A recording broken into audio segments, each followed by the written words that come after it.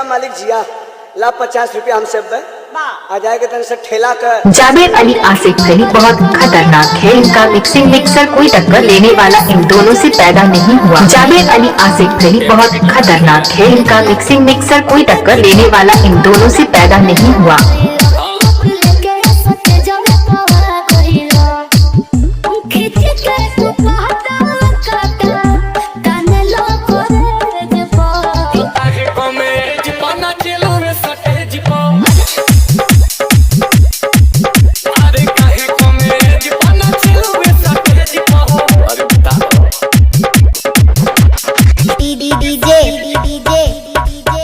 मोहम्मद इसरार, इनका mobile number 81488689 गाँव टेराखुर्द जिला बाराबंकी। मोहम्मद इसरार, इनका मोबाइल नंबर 81488689 गाँव टेराखुर्द जिला बाराबंकी।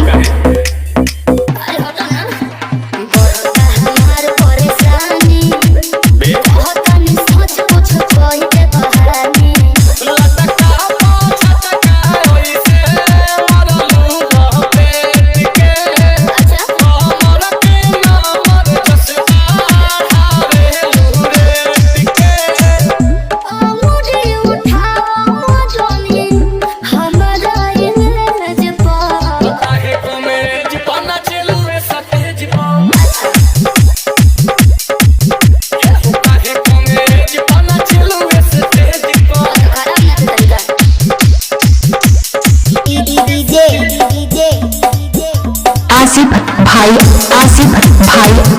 मोहम्मद इसरार, इनका मोबाइल नंबर 81488689 गाँव टेराखुर्द जिला बाराबंकी। मोहम्मद इसरार, इनका मोबाइल नंबर 81488689 गाँव टेराखुर्द जिला बाराबंकी।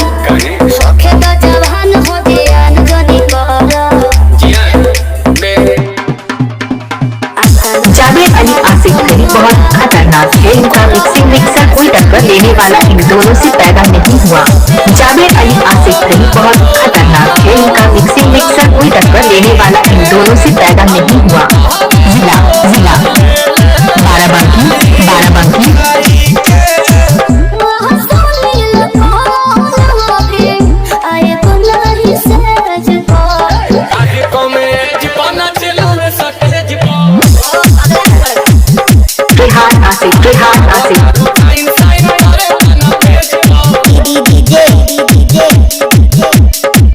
रेहान आसिफ रेहान आसिफ, इनका मोबाइल नंबर है 77189 062।